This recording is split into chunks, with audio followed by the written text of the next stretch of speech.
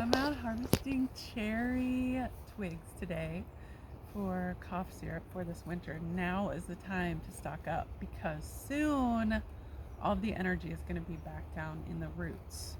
And when we harvest the twigs, it's actually a way more sustainable way to harvest them than harvesting the bark.